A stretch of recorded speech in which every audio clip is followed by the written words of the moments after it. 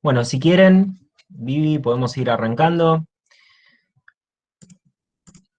Ella es Viviana Bondaruc, como decía hace un ratito, es ingeniera agrónoma, es becaria doctoral del CONICET, trabaja en IFEBA, que es el Instituto de Investigaciones Fisiológicas y Ecológicas vinculadas a la agricultura, y bueno, como dije hace un ratito, nos va a venir a hablar y a contar un poco sobre lo que es la agroecología, sobre el sistema de producción urbana de alimentos, cómo las ciudades pueden eh, adaptarse a lo que es los hábitos de consumo responsable de alimentos.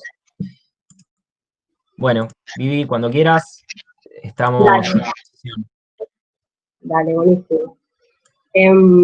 Bueno, buenas tardes a todos y a todas. No sé si tenés que dejar de compartir vos para que yo pueda presentar, Pablo. Sí, ahí lo saco. Dale.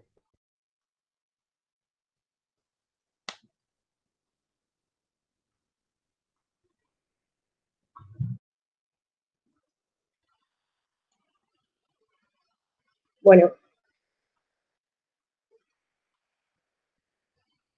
ahí ven todos mi pantalla. Sí, perfecto, Vivi. Bueno, buenísimo. Bueno, nada, formalmente saludo y agradezco este espacio a Panal y a todos los que están del otro lado escuchando. Cuando me comentaron esta serie de seminarios que iban a armar y un poco pensando en el título, la verdad que me interesó pensar como en sí un desafío que un poco lo traigo hace bastantes años y enlazándolo tal vez con algo que estoy investigando con un grupo de estudio y trabajo en la Facultad de Agronomía donde yo trabajo, se me ocurrió pensar tal vez en la situación en la que estamos nosotros como país dentro de este punto de inflexión que es la pandemia, que nos plantea parar un poco la pelota y decir, bueno, tal vez cómo vamos a salir o cómo va a ser la nueva normalidad, ¿no? Después de la post-pandemia. Y pensando tal vez que nosotros somos un gran país que tiene el sector productivo agropecuario muy fuerte, se me ocurrió pensar esta trayectoria de diagnosis en dónde estamos o de dónde venimos y tal vez hacia dónde queremos ir, ¿no? En cuanto a la producción de alimentos.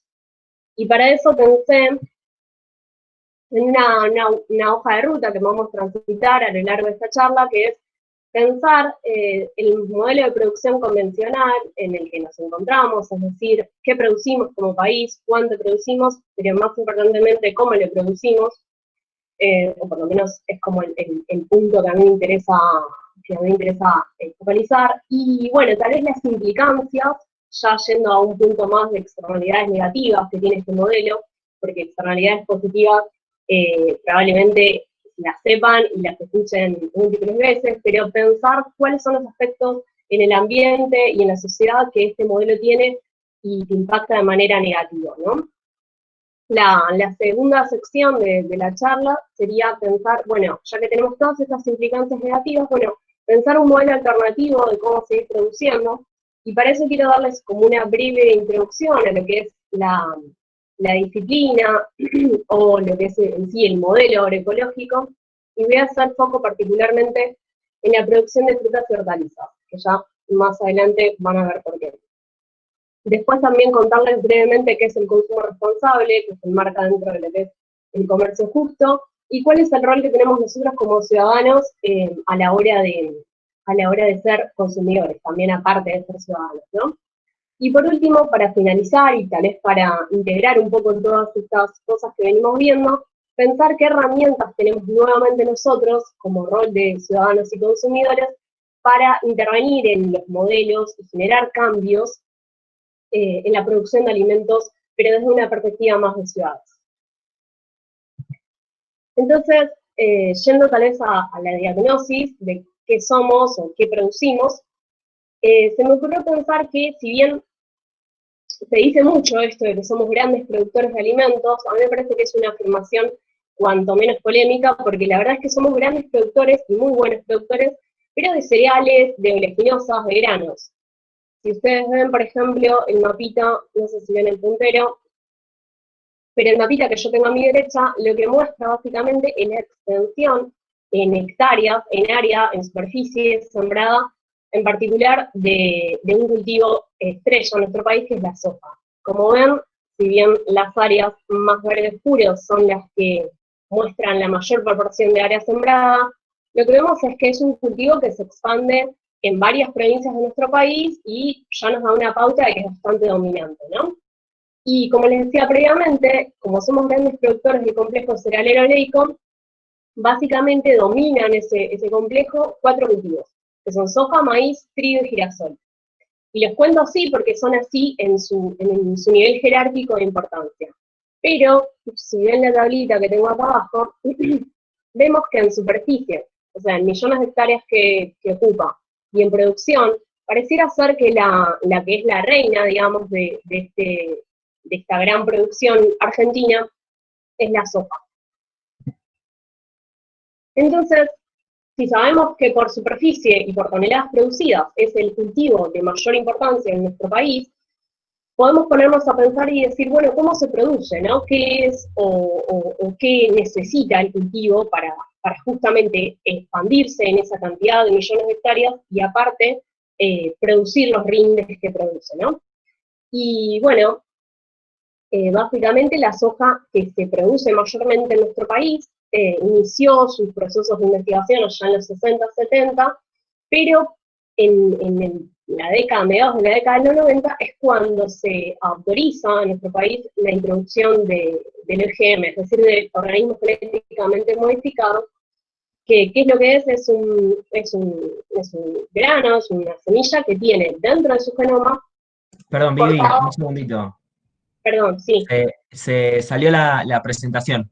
Si podés volver a presentar, así vemos lo que estamos hablando. Sí, hubo un problema técnico chiquito. Perdón la interrupción. No, totalmente válido. Ahí está. Gracias, Vivi. ¿Desde qué momento más o menos? No, recién fue, hace un minutito, menos. Perfecto.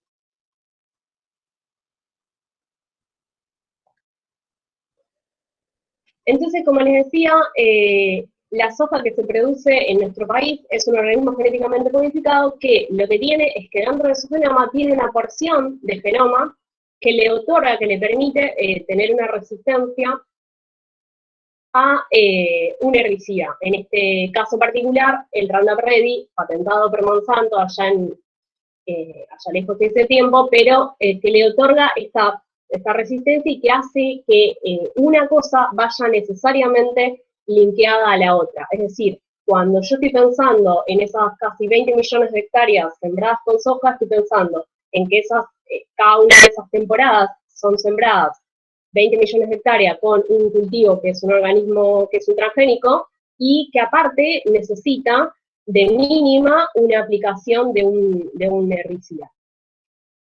Claramente se aplican un montón de otros agroquímicos, pero quería resaltar esta necesidad de que van mutuamente de la mano. Entonces, a priori estamos pensando que tengo una gran superficie con este cultivo, tengo y la misma superficie pulverizada con un herbicida que es necesario para que los rindes que yo quiero obtener existan, para que se acerque la brecha de los rendimientos potenciales con los obtenibles, digamos, ¿no? Entonces, yendo tal vez ya a las implicancias en el ambiente que tiene este modelo de producción, principalmente de soja, lo que podemos decir es que, si bien yo acá lo puse a modo de ítems, a modo de punteo, para no olvidarme de ninguno, esto se produce y se genera como una especie de red en donde todo está asociado con todo y todo es una causa y consecuencia del otro. Entonces, lo que vemos a través de este proceso productivo que se inicia a principios de los 90, es que fueron ocurriéndose cambios en el uso del suelo, producto de, por ejemplo, la expansión de la frontera agropecuaria, que desencadenó y generó desmontes en la zona NEA y NOA de nuestro país, que se empezaron a ocurrir un corrimiento de la producción ganadera, principalmente para actividad de cría, hacia tierras que son tal vez marginales y que previamente no tenían ese tipo productivo, y que se también generó un avance sobre otros tipos ecosistémicos que son vulnerables, como los humedales, los pastizales, y que tienen otras funciones ecosistémicas clave que al verse transformados esos sistemas para otros fines, se fueron perdiendo un poco esas funciones. Y recientemente, en una charla que escuché hoy de Miguel Tahuada, de un investigador del INTA, lo que contaba era que en arrecifes, en un campo, tuvieron muchos eventos de erosión hídrica, a pesar de que realizaban siembra directa, que es una práctica bastante que va en pos de justamente no generar erosión, y aún así, después de múltiples y múltiples cultivos de soja, encontraron cárcavas que son como el producto más extremo de fenómenos de erosión, ¿no? Entonces todo esto lo que genera es fuertes cambios en la estructura del paisaje, genera un aumento en la homogeneidad de la matriz, es decir, los paisajes tienen una cierta heterogeneidad y lo que hace sucesivos cultivos es que tiende a homogeneizar toda esa matriz, ¿no? Asociado a esto también está la pérdida de los esquemas mixtos, se cae en la rotación de los cultivos, se cae también en este esquema que existía previamente en donde había mucha más producción ganadera, ¿no? Existía esa cosa de, bueno, los campos eran agrícola-ganaderos, bueno, la verdad que una metáfora que a mí siempre me gusta como pensarla es en el campo de la uva, que es un campo que debería ser tal vez testigo o que debe mostrar como las mejores prácticas, ¿no? Directamente se levantaron en un año, hace unos 10 años más o menos, se levantaron directamente los alambrados, lo cual eso indica que directamente se pierde el interés en realizar ganadería, porque claramente yo mantengo los alambrados para generar una especie de loteo, ¿no? Entonces eso para mí fue como bastante interesante de ver, porque quiere decir que no se va a volver a la ganadería, se va a tender siempre a realizar agricultura, ¿no? Asociado a esto también podemos pensar que temporada tras temporada se realiza el mismo cultivo, entonces se tiende a una práctica de monocultura muy fuerte, y esto implica o consecuentemente trae como una alta dependencia a los insumos químicos, lo cual deriva a que los productores terminen generando aumentos y aumentos en las dosis para tal vez lograr los mismos resultados que no ven con los productos que previamente aplicaban. Eso después tiene impactos en la biodiversidad de los agroecosistemas, porque surjan eventos de resistencia en las especies vegetales de maleza que se quieren controlar. La resistencia en las malezas es cuando yo realizo un control con un determinado herbicida y lo que encuentro es que se generan tal presión de selección que lo que pasa es que se genera una mutación en el genoma de la especie de maleza, otorgándole una resistencia al herbicida, y entonces cuando yo aplico el herbicida no le hace nada a la maleza, y entonces sigue permaneciendo en el lote, lo cual tiende el productor a pensar que la solución es aumentar la dosis del herbicida que quiere usar para controlar. A su vez también esto tiene el uso, la monocultura y el alto uso de insumos químicos genera una caída en los espacios que son considerados refugios, como franjas de vegetación nativa, que son como un refugio para especies de enemigos naturales, que generan un control de plagas que es benéfico y que es natural y que es biológico, y yo al generar una transformación tan fuerte del sistema, de la estructura del paisaje, al perder estas áreas, estoy también perdiéndome las funciones ecosistémicas que tienen esas especies, ¿no?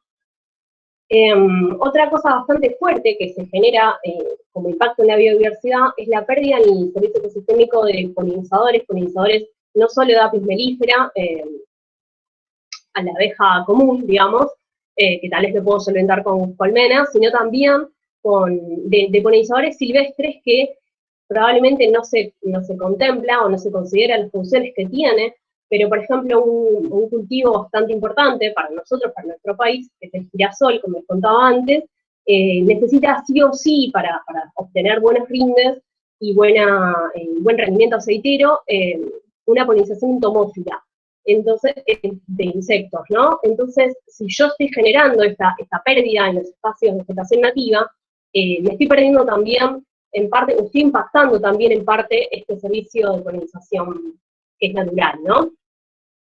Por otro lado, también la monocultura genera que la alta tasa extractiva a través de las cosechas generan que los balances nutricionales en el suelo sean cada vez más deficitarios, cada vez más negativos, lo cual hace que, si bien sería menester que se genere una reposición correcta, adecuada, a través de fertilizantes o a través de algún tipo de abonos orgánicos, si eso no se realiza correctamente, los balances tienden a ser cada vez más negativos y tiende a ser como una especie de círculo vicioso en donde yo cada vez extraigo más y cada vez fallo más en reponer eso que estoy extrayendo. Entonces, en un largo plazo, si bien puedo realizar siembra directa, consecuentemente van a terminar en una cuestión, en un conflicto muy grande, porque reponer los nutrientes del suelo, reponer el porcentaje de materia orgánica que yo estoy perdiendo, es algo que tal vez necesitaría muchos insumos químicos y muchos subsidios energéticos, lo cual son dos cosas que más adelante vamos a ver que en un largo plazo es bastante poco viable. Y por último, como implicancia en el ambiente, la contaminación residual que genera la aplicación de todos estos agroquímicos que se necesitan para la producción convencional, y esta contaminación se puede encontrar en distintos cursos de agua, ya sean napas subterráneas o cursos de agua superficiales como arroyos o ríos cercanos, y también en espacios no target de la fumigación, que pueden ser escuelas rurales, o casas, o cascos, estancias, etcétera, ¿no? Y para darles un poco un pantallazo, una alarma de alguna manera, les quiero contar que al principio de toda esta era o de este modelo que se imperó convencionalmente, se aplicaban 3 litros por hectárea de glifosato, que es el Roundup Ready, que les cuento que se aplica sí o sí con la soja. En la actualidad se aplican 15 litros. Aparte de todos los otros que se necesitan aplicar, pero este de mínima que se necesita aplicar, se aplican 15 litros por hectárea. Esto que yo les contaba de los aumentos en las dosis, bueno, derivó en 15 litros por hectárea. Lo cual, o sea, si yo multiplico por la cantidad de hectáreas de soja que tenía previamente, nos da que se aplican en este área, que si recuerdan el mapita verde de antes, este es el área que se aplica el glifosato en Argentina. Replica bastante parecido al área de soja que les mostré verde al inicio, ¿no? Son 270 millones de litros de glifosato por temporada. O sea, esto es por año. Si se hace una soja de primera, por ejemplo, ¿no? A mí, por lo menos, me alarma un montón la cantidad de millones de litros de glifosato que se está generando, no solo en el ambiente, en el suelo, en la sociedad, etc.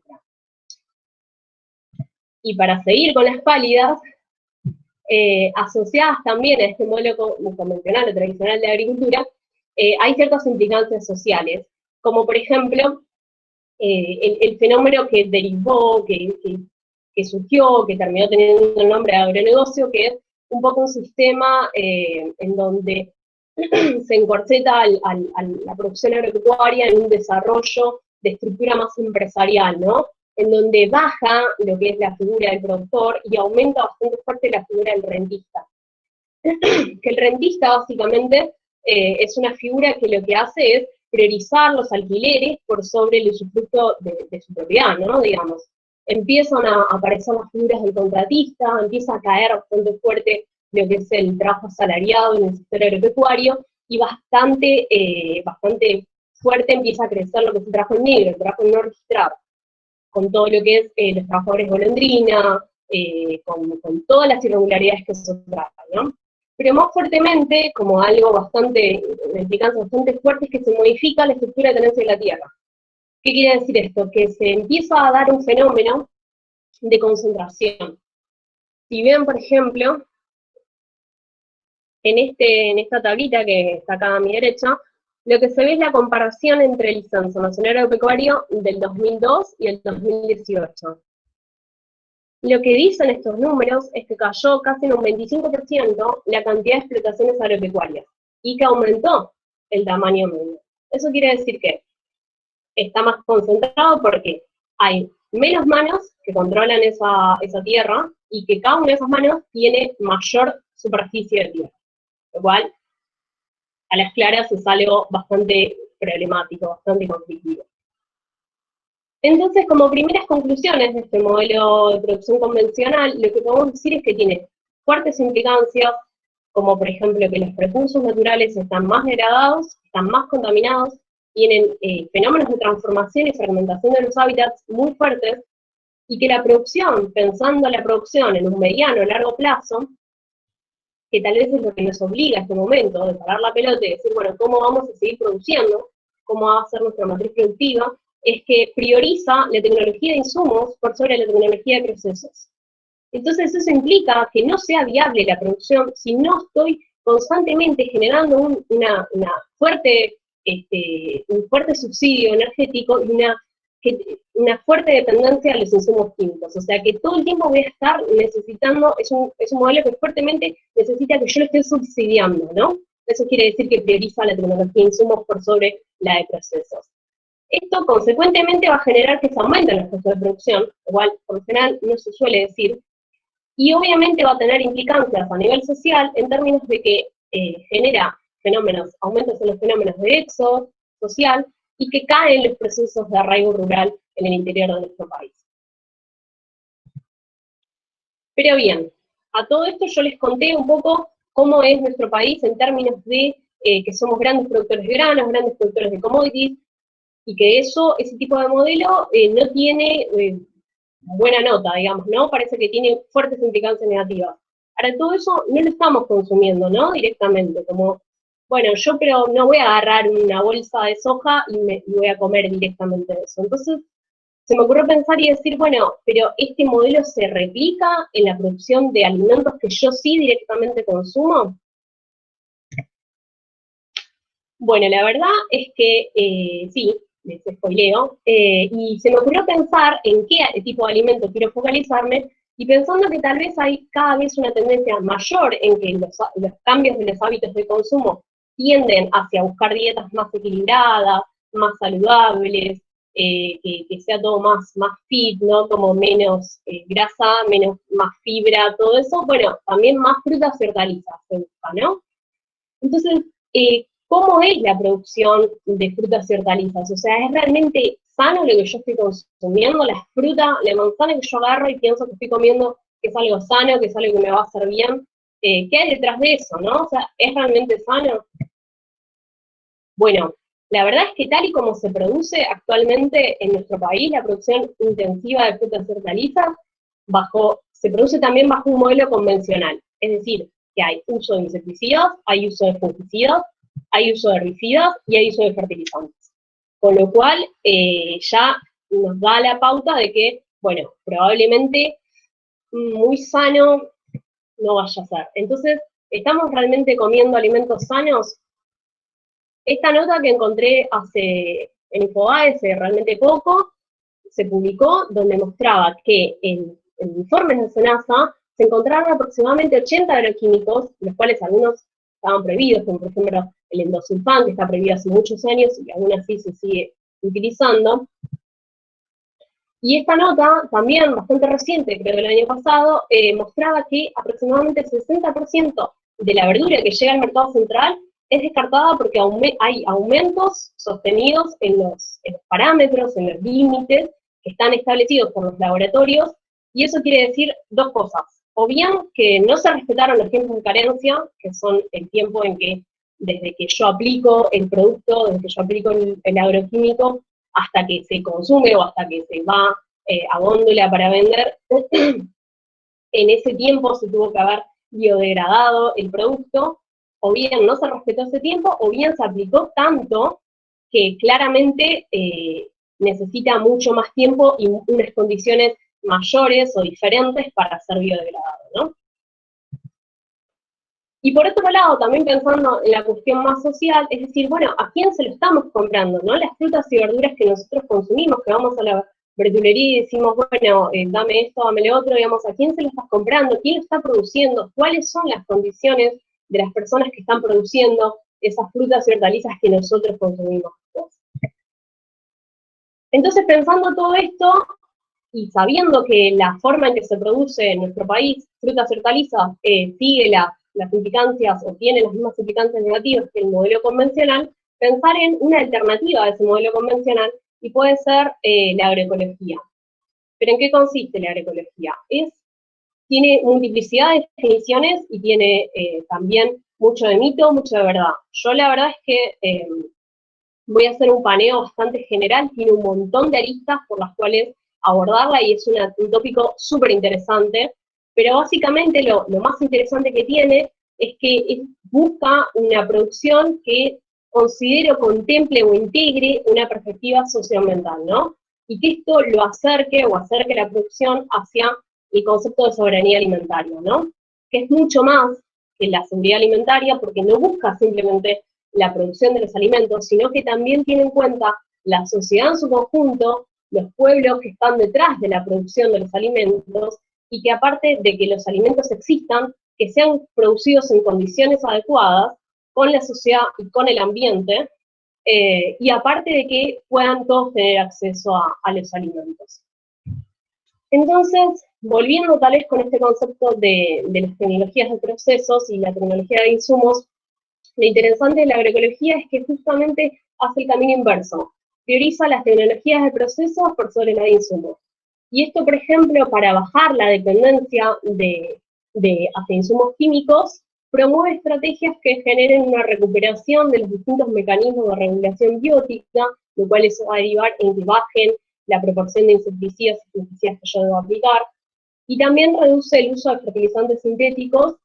Y algunas de las herramientas que utiliza, por ejemplo, es utilizar el manejo integrado de plagas y enfermedades, implementando todo lo que es rotaciones de distintos cultivos, consociaciones de cultivos, es decir, en un mismo lote producir varios cultivos a la vez, entonces eso genera que haya una heterogeneidad tal y la biodiversidad tal que genera que haya distintas barreras para distintas plagas y para distintas malezas, ¿no?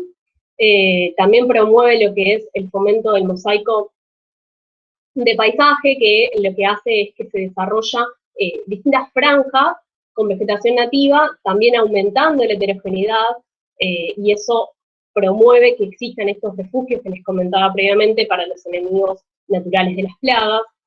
Se utiliza mucho lo que son los bioinsumos, que son productos de síntesis natural, que utilizan hongos y bacterias que tienen propiedades que promueven el crecimiento, entonces en lugar de tal vez aplicar tantos fertilizantes sintéticos, se utilizan estos bioinsumos.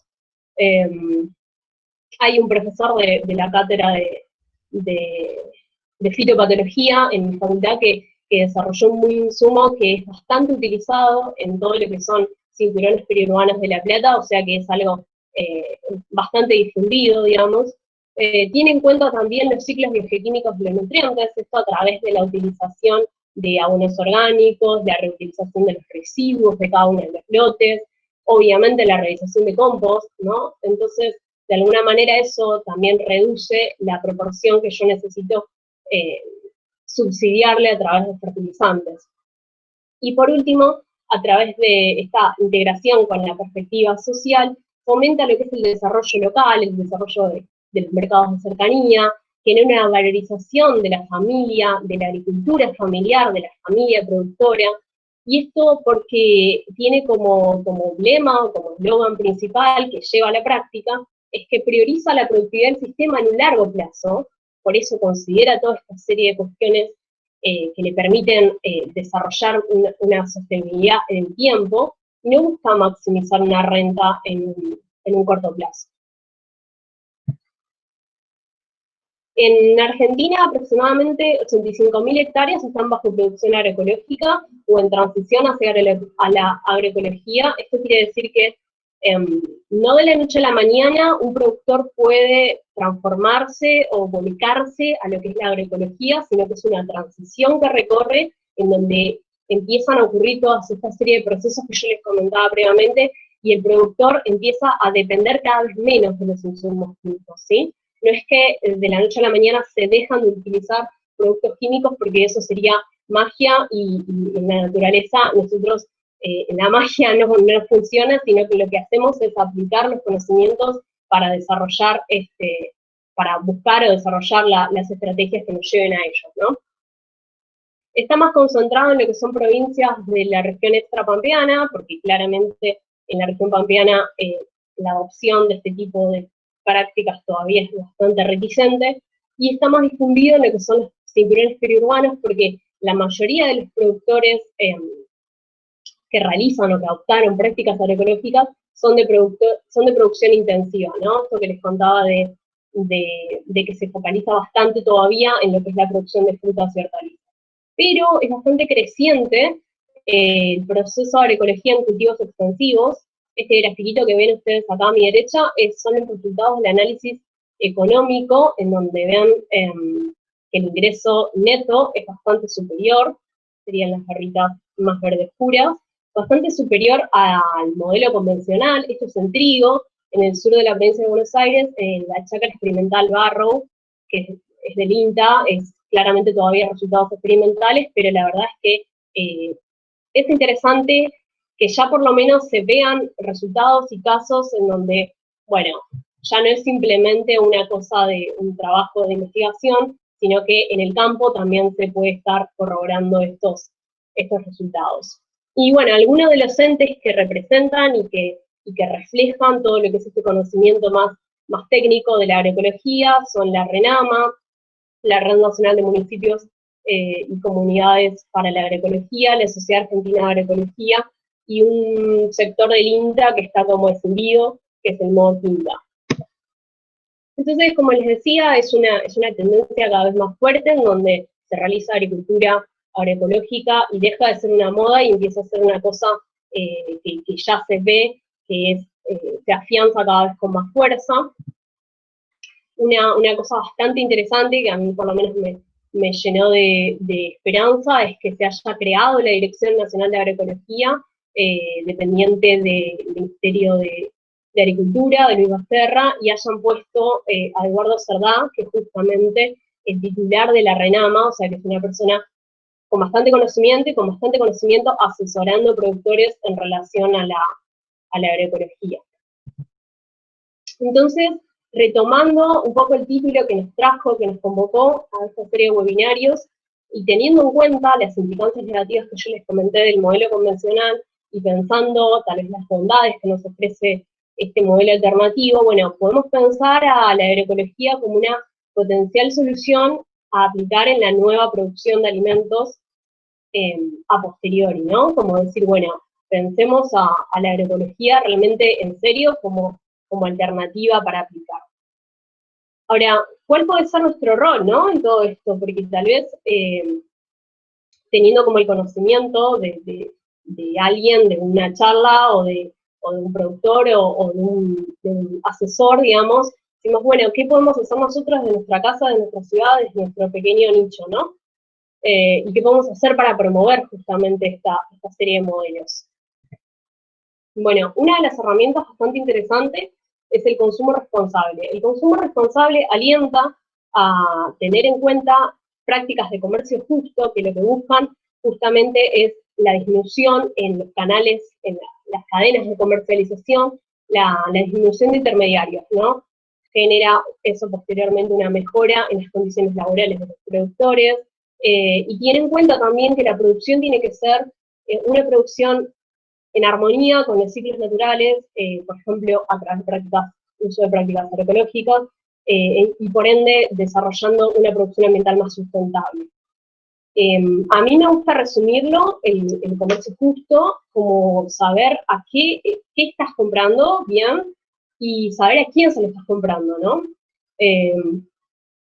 Y bueno, nada, pueden identificar este tipo de herramientas a través de este tipo de sellos, como de de comercio justo, sello de garantía, fair trade, y tiene en cuenta, este es un decálogo que considera a nivel mundial como principios, y tiene en cuenta, para mí, bastante interesante, de mínima, son que considera el respeto al ambiente, en términos de lo que yo les comentaba previamente, una producción ambiental más sustentable, que las prácticas comerciales sean justas, es decir, que un gran porcentaje de ese precio que yo estoy pagando quede realmente en el productor, que fue el que lo generó,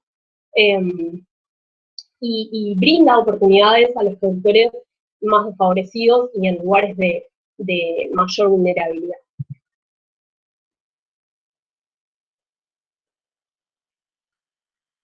Ahora, ¿dónde tal vez ustedes dicen, bueno, ¿dónde puedo comprar? Me vendiste la idea, quiero ser un consumidor responsable, ¿dónde puedo comprar? Bueno, en ferias directas de productores, es decir, cada una de las producciones puede llegar a tener ferias en los distintos pueblos, en las distintas localidades donde se concentra esta producción, o bien en compras a granel a través del uso de canales de comercialización que concentren pocos intermediarios. Ejemplos de esto son distintas cooperativas que también operan adentro de nuestra ciudad, como por ejemplo Pueblo a Pueblo, la experiencia del Bolsón Soberano, que yo personalmente los conozco, y son gente que sé que tienen, que aplican prácticas agroecológicas, porque en este último tiempo lo que fui viendo es que todo el mundo se puso con esto, ¿no? Y de repente tal vez hay que tener en cuenta de que realmente tienen que llevar a cabo prácticas agroecológicas como para que el producto no sea lo mismo que uno puede acceder en una verdulería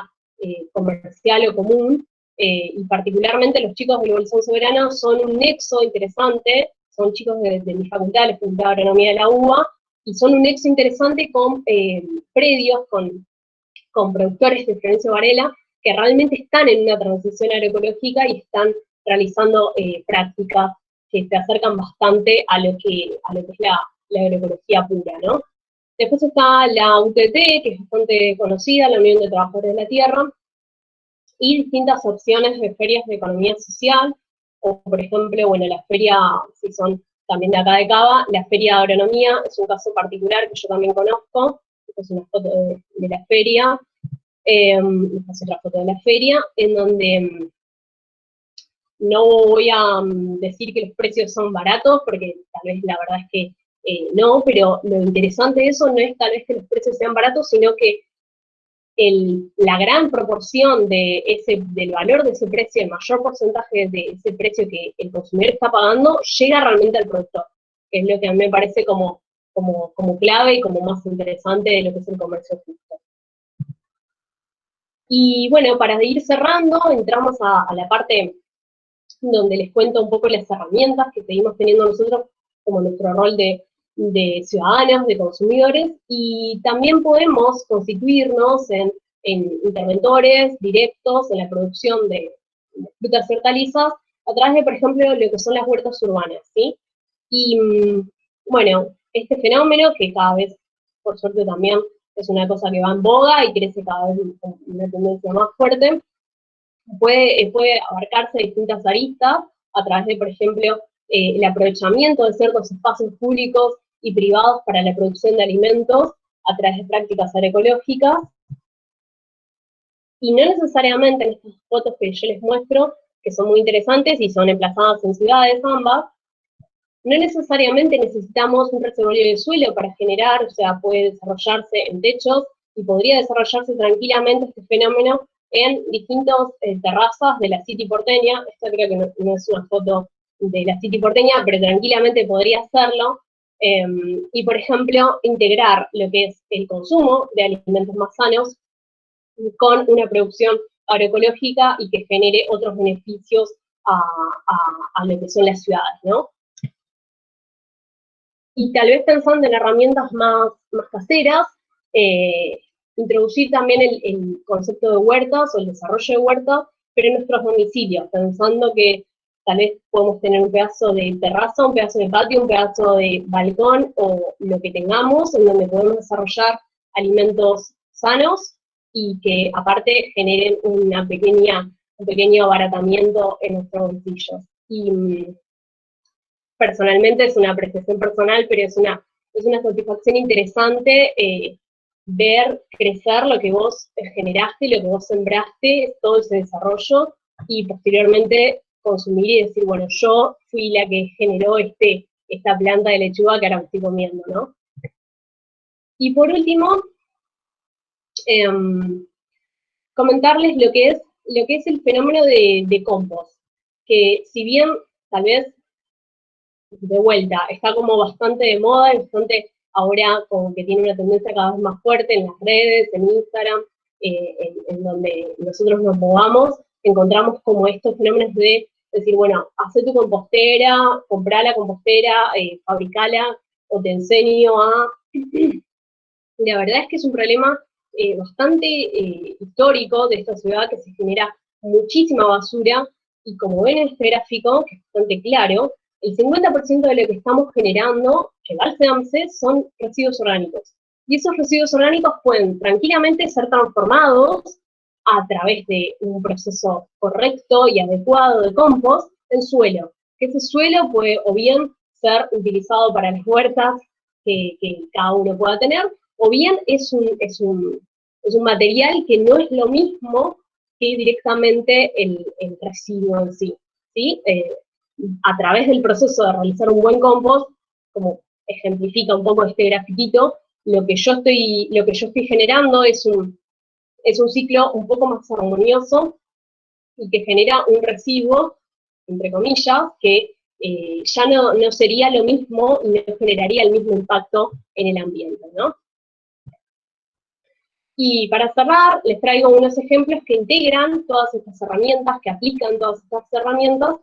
Y, por ejemplo, en el barrio Villa Pueyrredón, acá en Cava, lo que hicieron los vecinos fue, a través de una asociación vecinal, que buscaron la recuperación de los espacios públicos y un aprovechamiento de ese espacio público para la producción de huertas, tanto de vegetales como de flores, ¿no? Y la verdad es que es bastante interesante este caso. Si quieren, búsquenlos en Instagram, que es súper lindo ver todo lo que hacen, porque no solo generaron como los productos físicos, digamos, de decir, bueno, tengo un tomate, tengo una berenjena, sino que aparte generaron una especie de cohesión social, de comunidad, de organización de la comunidad bastante linda, y que derivó en, por ejemplo, creo que hace una semana o 10 días, presentaron a través de una de estas reuniones virtuales un proyecto de ley para promover huertas urbanas en toda la ciudad.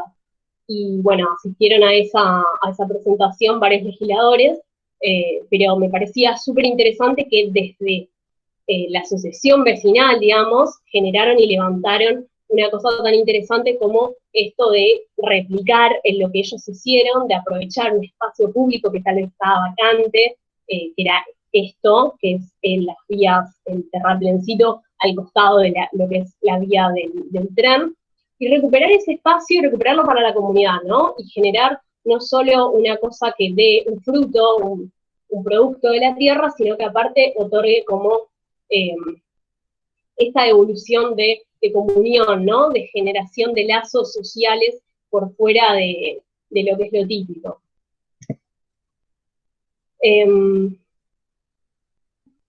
Bueno, otro ejemplo que es tal vez un poco más estructurado, pero vale mencionarlo igualmente, es el caso del programa de agricultura urbana que desarrolla el programa de restauración ecológica de la Agencia de Protección Ambiental, que esto es más a nivel gubernamental, ¿no? Tiene todo un marco más institucional, como más de mayor presupuesto, claramente como se ve en la foto, pero es digno de mencionar porque, primero porque es muy grande, tiene el Paseo Ambiental del Sur, que está localizado en Villa Soldati, tiene aproximadamente 1.200 metros cuadrados, y tiene también huertas urbanas que están en altura, bancales y obviamente emplazadas en el suelo, claramente.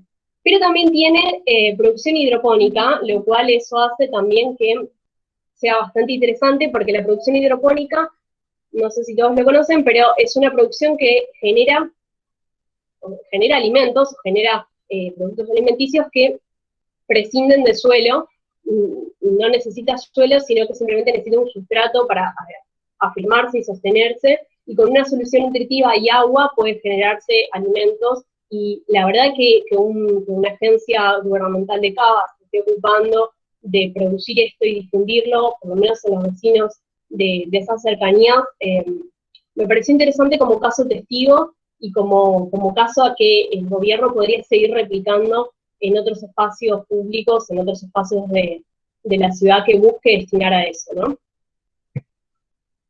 Y el último caso de ejemplo, el programa de agricultura urbana de Rosario, este yo no lo conocía, o sea, lo conocí a través de indagar un poquito en distintos municipios que estén aplicando estos programas o que busquen aplicarlo. Y la verdad que me pareció como el más integral de todos, porque no solo tiene en cuenta la cuestión más marketinera que tienen las huertas o la agricultura urbana, sino que aparte lo pone casi como política de Estado, ¿no? Del municipio. Y integra un poco lo que es no solo el desarrollo de la agricultura urbana, de las prácticas agroecológicas, del desarrollo de las huertas urbanas, sino que aparte lo que hace, bueno, ni que hablar el compost y el reciclaje de los residuos, sino que aparte integra la acción social al generar un asociativismo y una organización comunitaria entre los distintos huerteros, entre los distintos productores, fomentando lo que es, bueno, el consumo responsable, la solidaridad, el concepto de economía circular, porque, por ejemplo, todo lo que generan las huertas que se generan son estos puntitos, por ejemplo, verdes, que circundan a la ciudad de Rosario, se venden, todos los productos se venden en las distintas ferias que el gobierno municipal también desarrolla. Entonces me pareció como algo súper interesante porque cierra todo el círculo, ¿no? Como que el gobierno te da el lugar para que vos tengas la huerta, te da la capacitación para que vos generes ¿no? huerta o agricultura o producción de alimentos de una manera agroecológica, ¿no? Aparte de eso, te enseña también lo que es, o fomenta también lo que es la organización de la comunidad, y cerrando ese círculo, fomenta lo que es la economía circular y social, generando que los propios productores vean cómo sus productos son vendidos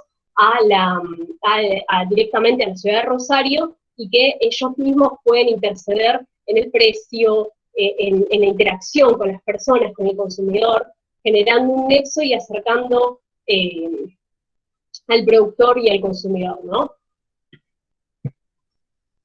Y como conclusiones finales, la verdad es que yo considero, y después de haber cursado también una carrera que me abrió un poco los ojos en cuanto a lo que son las recetas mágicas y las cuestiones o las premisas que es como súper simple cambiar y los cambios de paradigma, etcétera. Digamos, yo considero que la producción de alimentos es súper compleja, que probablemente nunca será 100% sustentable, ¿no? No podemos creer que el impacto que tenemos nosotros como humanos, y al pedirle al ambiente que nos dé sus frutos, nos dé sus hortalizas, eso no va a generar ningún tipo de impacto en el ambiente, pero lo que podemos hacer es como acercar, encontrar modelos alternativos para acercar la producción a lo que son los ciclos naturales, generar una armonía más fuerte entre lo que la naturaleza demanda, la naturaleza busca, y lo que son los sistemas antrópicos que nosotros buscamos, tal vez como ciudadanos,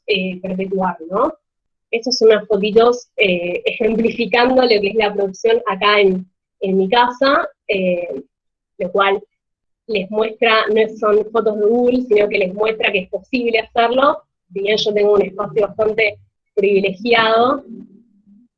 Y considero entonces que el rol de los ciudadanos es muy fuerte, es muy interesante, y que mueve mucho la aguja, y que probablemente, si todos de alguna manera generamos un poco esta concienciación ambiental, y que aparte se acompañe con distintas políticas públicas que promuevan y busquen el desarrollo sostenible de alimentos a través de, por ejemplo, herramientas como las huertas urbanas, la recuperación de los espacios de vacancia, el compostaje de los residuos, y también fomentando lo que es la cohesión social, bueno, vamos a estar un poco más cerca de lo que es la soberanía alimentaria, alimentos más sanos y que puedan estar al alcance o que puedan acceder todos. Bueno, mil gracias.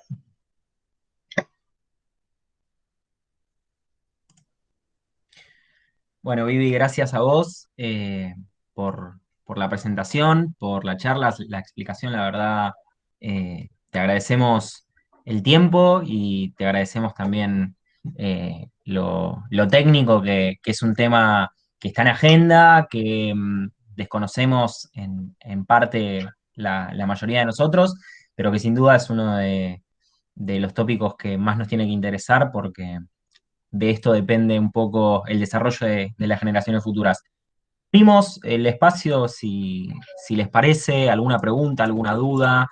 Sé que Martín hace un ratito pidió si podíamos tener conseguir el proyecto de ley de huertas, del que estabas hablando hace un ratito. Pero bueno, más allá de eso, si alguno tiene alguna pregunta, alguna duda, eh, alguna crítica constructiva, ¿por qué no? Totalmente. Puede o abrir el micrófono y hacer la pregunta o volcar la pregunta en el chat, como les parezca.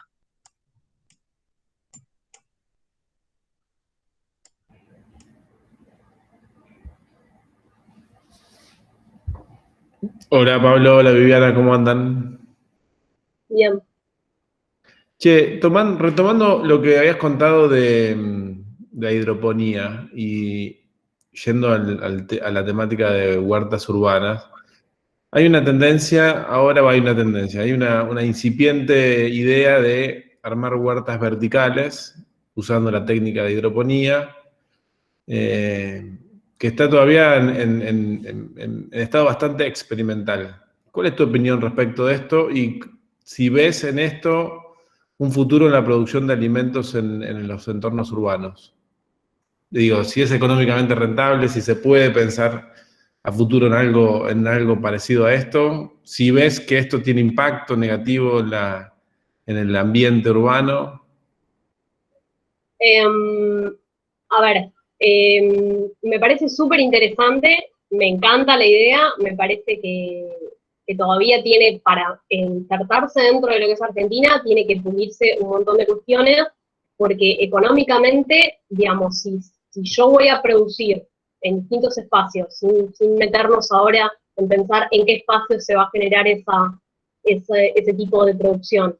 Yo voy a meterme como productor a realizar bajo esa modalidad, lo que voy a vender va a resultar carísimo y va a haber voy a acceder a un nicho comercial, un nicho de público que pueda acceder a ese alimento, va a ser carísimo. Entonces, probablemente el mayor desincentivo todavía a ese tipo de agricultura urbana o a ese tipo de producción agrícola es eso, es que después, si yo no tengo una promoción bajo el Estado o bajo algún tipo de institución que genere políticas que subsidien o promuevan ese tipo de prácticas, el producto va a ser tan caro que va a caer y como muchas veces pasó con distintos productos que salen tan caros que después no se terminan de comercializar o terminan fundiendo las empresas,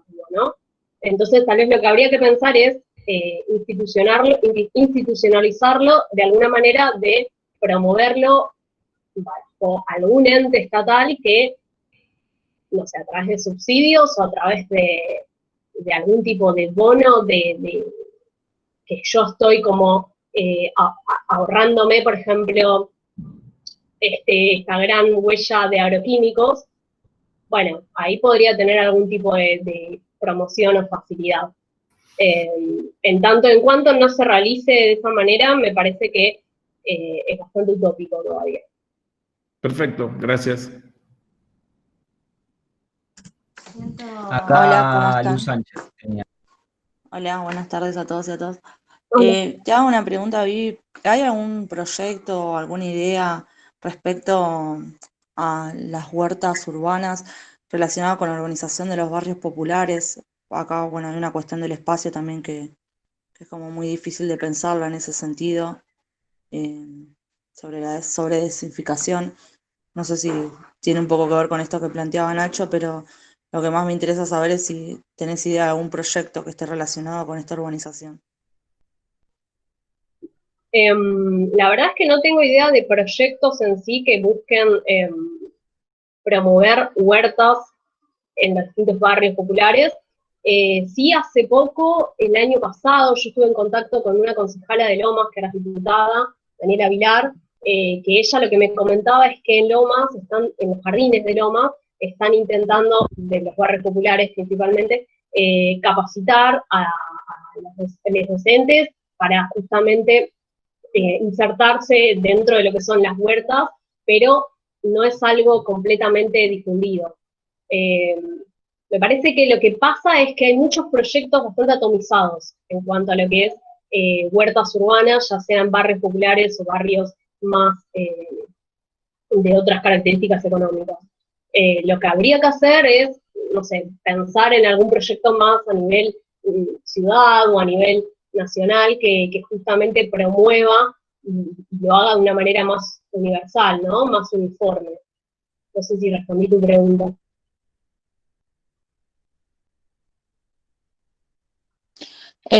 Sí, en realidad yo estaba pensando más en esto, como se está planteando la urbanización de varios barrios populares, o sea, como política pública a nivel nacional, y pensaba que quizás ya estaba como incorporado planificar huertas urbanas en esas urbanizaciones.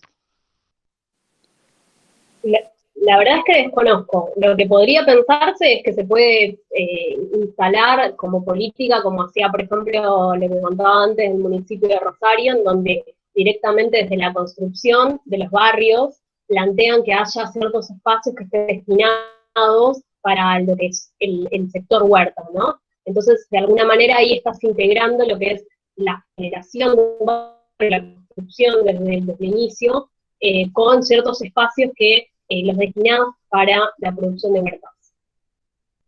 Pero la verdad que acá en Cava no sé cómo se está pensando.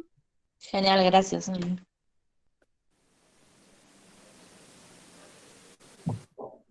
Hola, Vivi, quisiera hacer una pregunta. Cuando Sí. hablaste del tema de la producción hidropónica, si bien ya quedó claro de que no es recomendable desde lo económico, digamos, por la producción, por el costo de producción, y te cuento que acá en San Jerónimo hubo un par de microemprendedores que experimentaron y después empezó a surgir unas opiniones encontradas con respecto a si son producciones realmente ecológicas o no, por el tema de los aditivos que hay que ponerle al agua que circula justamente en el agua. Me gustaría conocer tu opinión al respecto. Sí, bueno, yo comparto las mismas preocupaciones, por eso es que me parece que el mensaje por ahí es no compremos del todo ninguna receta porque todo tiene como su contraparte, ¿no? La producción hidropónica en particular necesita también no solo todo lo que son los sustratos nutricionales, sino que aparte muchas veces necesita la infraestructura de generar estos canales o esta serie de bancos en donde tienen que estar emplazados, entonces también ahí hay un compromiso con el espacio. Sinceramente yo creo que no es una solución, o sea, no es una cosa o la otra, ¿no? Como que todo tiene como su trade-off o su compromiso. En cuestión de la cuestión nutricional, todos esos productos químicos que yo voy a estar agregándole al agua van a estar generados en fábricas, en industrias, y son también cosas que necesitan energía. Entonces, por un lado voy a estar gastando, voy a estar aplicando de alguna manera agroquímicos, porque quieras o no, tal vez no son plaguicidas o no son venenos, pero los fertilizantes siguen siendo agroquímicos. Eso va a tener de alguna manera, si no se trata bien, puede tener implicancias en los distintos suelos en donde se emplaza o se prepara o se introduce ese sistema, y aparte voy a tener un montón de gasto energético para generar esas soluciones nutritivas. Entonces, ¿es una opción? Por supuesto que es una opción, la producción hidropónica y la agricultura urbana que prescinde de reservorios de suelo es una súper opción y me parece súper interesante, pero como le decía Nacho, me parece que hay un montón de cuestiones todavía a limar para que esa producción sea sostenible, ¿no? Sustentable en un tiempo y yo no esté de alguna manera lo que estoy tal vez evitándome con agroquímicos o con herbicidas o con, bueno, lo estoy gastando tal vez o generando impacto por otro lado, ¿no? Me parece que sí, que hay que pensar todas las aristas de manera integral. Bárbaro, gracias.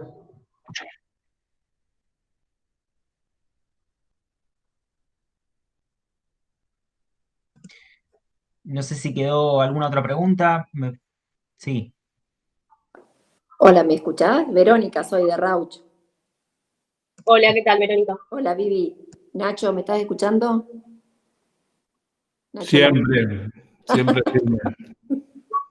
Vivi, quiero contarte que yo soy licenciada en nutrición, trabajo en un hospital público de la provincia de Buenos Aires y hace 4 años pensé en un proyecto de trabajo y bueno, tengo una huerta orgánica en el hospital público. La verdad que Buenísimo. está... Te recontra felicito. Bueno, no, es hermoso el trabajo porque pude trabajar con los tres, poder articular una idea desde el punto desde mi profesión, desde la nutrición y desde un ámbito de gestión, donde pude articular con el nivel nacional, con el aporte técnico del INTA, la agencia local de INTA acá en Rauch viene al hospital a darnos su asesoramiento técnico y el municipio colaboró con mano de obra de la cooperativa Haciendo Futuro. Y ahí pudimos armar también con los chicos de la escuela técnica, nos ayudaron a hacer la infraestructura, lo que llevaría la huerta, ¿entendés? Y la idea era producir alimentos orgánicos para abastecer el menú de los adultos mayores. Mi hospital tiene 50 camas y es de crónicos, adultos mayores. Y bueno, si bien no podemos abastecer el menú 100%, sí tiene un impacto interesante, no solo en, digamos, disminuir el costo que tengo de compras de verduras, de frutas y verduras semanales, sino como vos bien lo dijiste, generar lazos sociales, generar conciencia social. Se logró articular no solo el sector salud, digamos, del cual soy protagonista, sino también poder trabajar con educación, con las escuelas técnicas, con la escuela agropecuaria, y a su vez incluir a los adultos mayores en todo este proyecto. La verdad que lo vengo llevando adelante, son 4 años, pero también debo decirte que tenemos condicionantes, ¿no? Te imaginas, por un lado, el clima.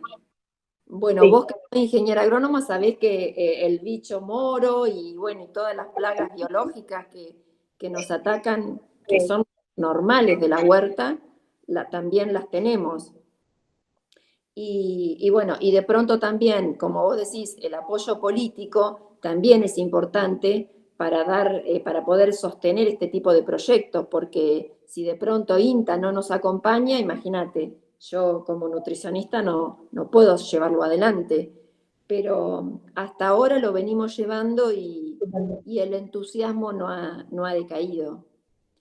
De pronto me interesaba conocer el proyecto de ley de huertas, así que también creo que alguien en esta conferencia te lo preguntó. Así que después si nos podés mandar el link y poder leer un poco, estaría bueno. De una. Bueno, Verónica, la verdad que tu testimonio hubiera servido como otro caso de ejemplo en mi presentación, porque la verdad es que integraste bastante bien todas las herramientas que yo había comentado, ¿no? Un poco de la cohesión social, la cuestión de producción de huertas y aparte implementándolo a través de la interacción como entre todos los sectores, ¿no? El apoyo del INTA, el apoyo del municipio, digamos, súper interesante. Esa fue la idea y lo presenté en un foro de innovación social y bueno, y fue premiado como una de las 20 prácticas de innovación social desde el sector público en América Latina. Fue en el 2018 en Brasil y bueno, tuve la suerte, la posibilidad y también la oportunidad de poder contar este proyecto y poderlo comentar y compartir. Así que, bueno, yo feliz. Así que me lo premiaron, y no solo que lo premiaron en ese año, sino que todavía sigue en pie, lleva 4 años el proyecto. Tengo fotos, así que si querés, en algún momento te las mando. Sí, totalmente, me súper interesante. Así que, bueno, yo creo que no solo es la motivación, son las ganas. Desde mi rol como nutricionista, dije, bueno, ¿por qué no hacer algo ahora que tengo la oportunidad como era cuando era directora asociada del hospital? Pero más allá de la función, desde el rol de la nutrición me parece sumamente importante brindar alimentos orgánicos a nuestros internados. Es que yo hablé de implicancias ambientales, implicancias tal vez sociales, más socioeconómicas, pero todas las que son las implicancias de este modelo a nivel salud, la verdad que son súper, por lo menos para mí, que no soy personal de salud, son bastante fuertes y bastante contundentes, todo lo que está generando los agroquímicos en la salud humana, ¿no? Y eso es algo que lamentablemente todavía no está bastante sobrepuesto sobre la mesa, ¿no? Si tal vez estuviera como más fuertemente visibilizado el desarrollo de proyectos como el tuyo, en donde es muy importante tener una producción autónoma, en donde yo sé cómo estoy controlando las plagas, cómo estoy controlando las malezas, bueno, tal vez serían como más difundidos, me parece. Sí, la verdad que sí, estoy totalmente de acuerdo. Por eso la verdad que hoy salí antes del trabajo a la tarde porque me interesaba escucharte. Y bueno, en realidad es como que estamos en línea con tu exposición.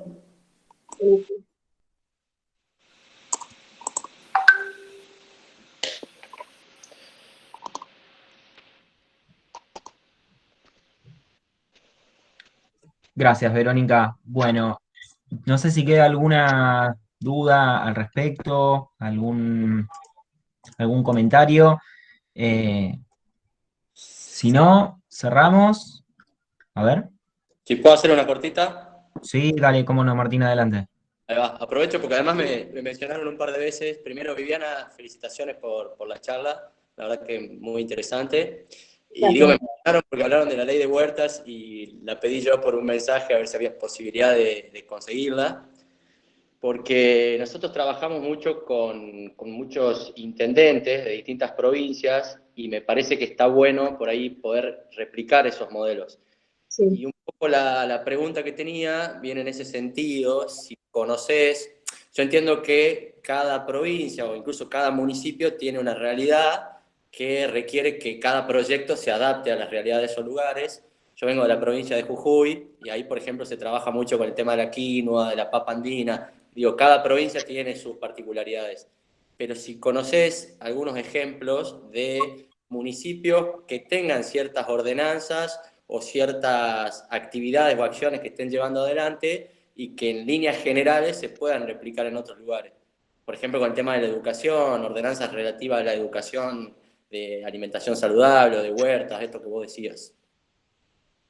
En particular, no tengo tal vez una respuesta directa porque no sé mucho de otros municipios más de los que comenté. Tal vez mi charla fue bastante porteñocéntrica, bastante sesgada por mi procedencia, digamos, pero seguramente, bueno, sé que hay un par de municipios de la provincia de Buenos Aires que tienen ordenanzas, tal vez no en cuanto a educación y en relación a esto, pero sí que están visibilizando el tema de los agroquímicos bastante fuerte, y probablemente entonces empiece a ponerse sobre la mesa estas cuestiones de empezar a producir los alimentos sin agroquímicos o con un menor uso de agroquímicos.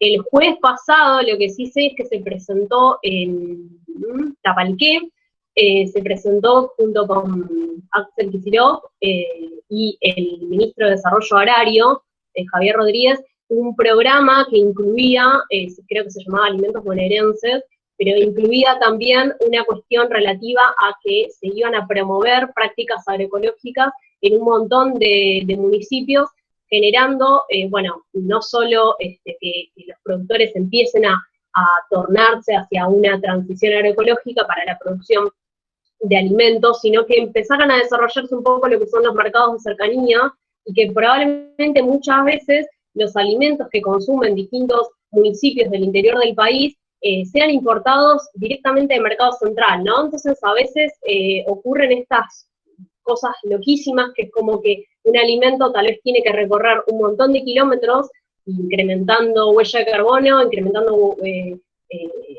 los costos claramente, cuando en realidad se pueden empezar a desarrollar en la periurbanidad de cada uno de los pueblos, cada una de las ciudades del interior. Así que tal vez probablemente con este programa, por lo menos en la provincia de Buenos Aires, empiecen a tener un poco más de visibilización esta serie de prácticas y empiecen a desarrollarse producciones de alimentos más dentro de los municipios, ¿no? Excelente, gracias.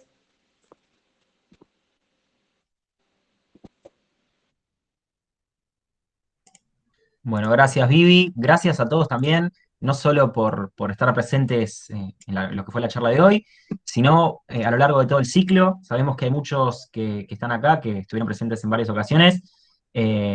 Fueron 6 semanas, así que les agradecemos a todos por la presencia. Vamos a estar subiendo esta charla también a nuestro canal de YouTube. Los invitamos a seguirnos en las redes, a seguirnos también por nuestro newsletter semanal que dejamos ahí en el chat. Bueno, nuevamente gracias Vivi, gracias a todos, y bueno, nos seguiremos encontrando por nuestras vías de comunicación. Hasta luego y muchas gracias. Gracias. Adiós.